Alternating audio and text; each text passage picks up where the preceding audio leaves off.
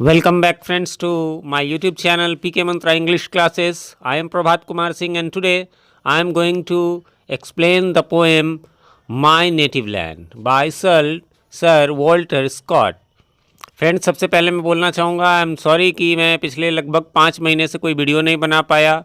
मैं mentally, physically and economically बहुत ही tension में था। Sorry for that. खैर, अब मैं आज से वीडियो हमारा शुरू हो गया तो फिर वीडियो डलते रहेंगे। हमारा दूसरा चैनल भी आप ज़रूर विजिट करें, लिंक डिस्क्रिप्शन में है, जीटी गुरुजी, जहाँ पर आपको ग्रामर एंड ट्रांसलेशन के वीडियोज़ मिलते हैं। तो चलिए, आपका टाइम लिए बिना इसको शुरू करते हैं। वैसे ये पोम मैं गुलमोहर के अकॉर्डिंग पढ़ा रहा हूँ, बट ऐसा पोम का कोई क्लास नहीं होता। वो किसी भी क्लास, किसी भी एग्ज़ाम और कहीं भी पूछे जा सकते हैं। तो चलिए शुरू करते हैं। पहला लाइन है, breathes there the man with soul so dead. क्या कहते हैं? ब्रीथ्स देयर द मैन, यानी कि देयर इज़ अ मैन, एक आदमी है जो सांस ले रहा है, यानी कि वो जीवित है, अलाइव है, फिजिकली जिंदा है, विथ सोल सो डेड, लेकिन उसका सोल, उसकी आत्मा जो है वो डेड है। अब कहेंगे ये कैसे? हाँ, वो फिजिकली तो जिंदा है क्योंकि सांसें ले रहा है, लेकिन उसका सोल, उसकी आत्मा मरी हुई है। किसकी? आगे देखेंगे, जवाब दे रहे हैं poet, who never to himself hath said. कौन सा ऐसे व्यक्ति है जो फिजिकली तो वो अलाइव है लेकिन सोल उसका डेड है? कि जिसने, हु नेवर टू हिमसेल्फ, जिसने कभी अपने आप से, हैथ सेड है ना, यानी नहीं कहा है। नेवर वहाँ लिखा हुआ हैथ ओल्ड इंग्लिश है, यानी हैज, जिसने कभी नहीं कहा है। Who has never said this is my own.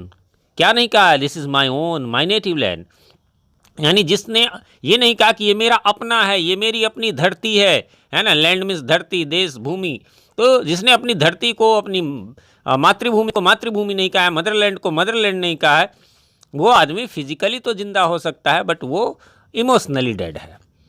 Whose heart hath never within him burned, मतलब उसका हार्ट है ना, लेकिन वो है ना, नेवर है ना, NER, नियर, यानी कि नेवर विदिन हिम बर्न्ड।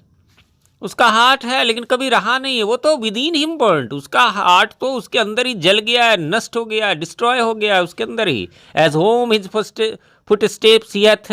अच्छा, ये और भी दे रहा है, ये ऐसे कौन लोग हैं? तो as home his footsteps he hath turned from wandering on a foreign strand. जिसने as home his footstep he had turn, कि जिसने अपने होम से, यानी अपने देश से अपना फुट स्टेप, अपना कदम तो बढ़ाया, लेकिन वो कहाँ रह गया? From wandering on a foreign strand. Strand का मीनिंग होता है शोर, हियर लैंड, है ना, वैसे तो किनारा, लेकिन यहाँ पर लैंड। जो विदेशी धरती में अट्रैक्ट हो गया, मतलब जो विदेशों में गया, बाहर गया, वहीं का अट्रैक्ट होकर रह गया। नहीं समझे? जिसने वो जो वापस अपने देश नहीं आया है ना, जाइए विदेश जाइए, बिल्कुल है, आप अपना प्रोग्रेस कीजिए, बट आप कहिए कि हाँ मेरी मातृभूमि है। मान लीजिए आप इंडिया से अमेरिका गए वर्क के लिए, पढ़ाई के लिए, आप कहिए ना कि हाँ I am Indian, I am proud to be an Indian, और फिर आप आइए भी अपने देश। हमारे ये डॉक्टर APJ अब्दुल कलाम, देखिए कितने ऑफर्स आए, नहीं गए वो। हालांकि मैं ये नहीं कहूँगा कि आप ना जाएं, या कभी कभी ऐसा इंटेंशन, लेकिन आप, वो कहते हैं कि अपनी धरती पे आप घूम के आओ और अपनी मातृभूमि से प्रेम करो। इफ सच, क्या कह रहे हैं जरा देखेंगे, इफ सच देयर ब्रीद, और हाँ, ऐसा कोई ब्रीद करता है, ब्रीद का फर्स्ट लाइन में भी था ब्रीद, यदि कोई ऐसा ब्रीद करता है यानी सांस लेता है, यानी कोई ऐसा जीवित व्यक्ति है, गो मार्क हिम वेल, तो जाओ और उसे मार्क हिम वेल, है ना। मार्क हिम वेल का मतलब होता है टेक नोट ऑफ हिम, कि मतलब उसका ध्यान में रखो, इस आदमी को पहचान लो। नहीं कहते हैं ये ऐसा व्यक्ति ऐसा होगा, इसको पहचान लो, ये पोएट का कहना है। For him no minstrel rapture swell, है ना, फॉर हिम, उसके लिए नो मिन्स्ट्रल रैप्चर स्वेल का मीनिंग, यानी नो मिन्स्ट्रल रैप्चर स्वेल का मीनिंग होता है no musician will sing song in praise of his brave deeds, है ना, यानी कोई म्यूजिशियन, कोई संगीतकार, कोई गाने वाला उसकी प्रशंसा में, उसके ब्रेव डीड्स में के बारे में, यानी कि उसकी गाथा के बारे में जो है कोई नहीं गाएगा। देखिए ये क्यों कह रहे हैं ऐसे, पहले आपको याद होगा, जैसे आपने पोएम के माध्यम से सुना होगा कि खूब लड़ी मर्दानी वो तो झांसी वाली रानी थी। तो ऐसे महाराणा प्रताप वगैरह के बारे में, बहुत सारे जो वीर योद्धा होते हैं उनके बारे में तो गाया जाता है, बट इसके बारे में तो कोई नहीं गाएगा। सामान्य लोग के बारे में भी कोई गा सकता है, बट इसके लिए कोई नहीं गाएगा।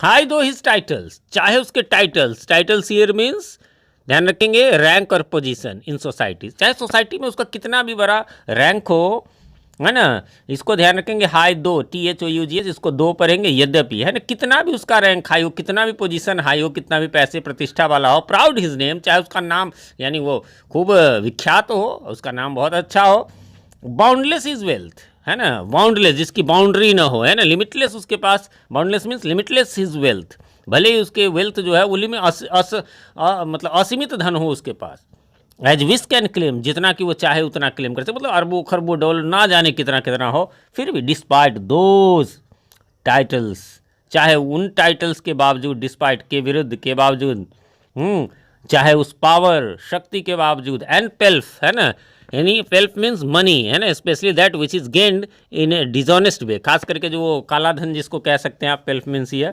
तो चाहे उसके पास कितना भी टाइटल, वही पोजीशन हो, चाहे पावर हो, शक्ति हो, चाहे वो धन हो, वो बेईमानी का धन हो, दैट रिच, है ना, sorry, the rich, rich means याद रखेंगे someone who does not deserve respect, वो तो रिच है, यानी वो रिस्पेक्ट के काबिल नहीं है ना। कंसंट्रेटेड ऑल इन सेल्फ, वो तो कंसंट्रेटेड है, concentrated means to come together at one common point, कि मतलब वो समझ लीजिए कि वो सेल्फ के लिए, उसका मतलब जो स्वार्थी है, कंसंट्रेट ऑल, जो पूरा कंसंट्रेशन अपना रखता हो सेल्फ के प्रति, है ना, मतलबी, स्वार्थी, लिविंग शैल फॉरफिट, है ना, फेयर रिनाउन, लिविंग शैल, उसका लिविंग वो क्या होगा, फॉरफिट, फेयर रिनाउन का मीनिंग आप नोट कर ले, रुक करके, फेयर रिनाउन का मतलब होता है, फॉरफिट का पहले तो होता है लूज, है ना, फॉरफिट मीन्स लूज, है ना, वो लूज करेगा, शैल लूज, वो लूज करेगा क्या, तो फेयर रिनाउन,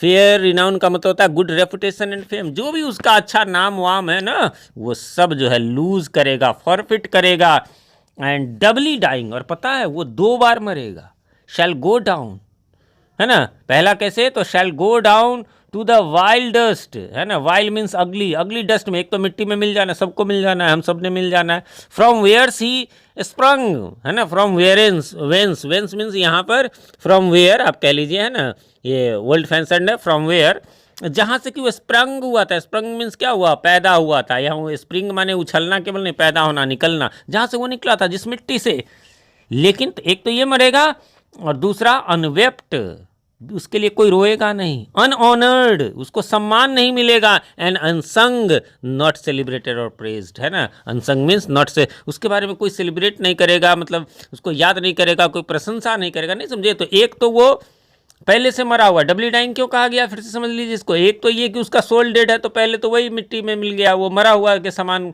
पोएट कहते हैं कि मान लो उसको, और दूसरा ये कि भैया वो तो फिर मिट्टी में, उस गंदी मिट्टी में मिल जाएगा, उसके बाद कोई इसका गाने वाला नहीं होगा, उसके बारे में कोई चर्चा करने वाला नहीं, विदेश में जाके बहुत कमाया वही मर गया, कोई पूछने वाला नहीं है, ठीक है। थोड़ा सा सर वॉल्टर स्कॉट के बारे में इस बुक में दिया हुआ है, तो उसको मैं ज़रा सा पढ़ दूँ। वो sir Walter Scott was a Scottish historical novelist, poet, playwright and historian, यानी कई चीज़ थे, स्कॉटिश थे यानी स्कॉटलैंड के रहने वाले थे, वो हिस्टोरिकल नॉवेलिस्ट थे, नॉवेल लिखते थे, हिस्टोरिक वाले, पोएट भी थे, प्लेरिट यानी प्ले लिखने वाले भी थे, हिस्टोरियन भी थे। Many of his works remain classics of both English language literature and the Scottish literature, कुछ चीज़ें दोनों ही भाषाओं में थी। Some of his most famous works include Ivanhoe, Rob Roy, the Lady of the Lake, Waverley and the Bride of Lammermoor. He is arguably known for creating a new literary form, the historical novel, है ना, एक नया form. देखिए novel तो आपने पढ़ा होगा, historical novel, इतिहास से संबंधित नॉवल, तो ये उन्हीं की देन है। उम्मीद करता हूँ आपको ये पोम अच्छे से समझ में आ गया होगा, है ना, और यदि कोई कन्फ्यूज़न हो तो आप कमेंट करें। इधर तो 5 महीने से मैंने वीडियोस नहीं बनाए तो रिप्लाई भी नहीं किया, वरना मैं रिप्लाई करता हूँ, आपका भी रिप्लाई करूँगा। वीडियो पसंद आए तो लाइक कर दें, हो सके तो अपने नियर एंड डियर वंस को शेयर कर दें, और चैनल को अभी तक सब्सक्राइब नहीं किया है तो वो सब्सक्राइब कर ही ले, ताकि इसी प्रकार के वीडियोज़, एक्सप्लेनेशन वीडियोज़ आपके पढ़ाई को ईजी करने के लिए मैं डालता रहूँ। Thanks for watching, have a very very nice day.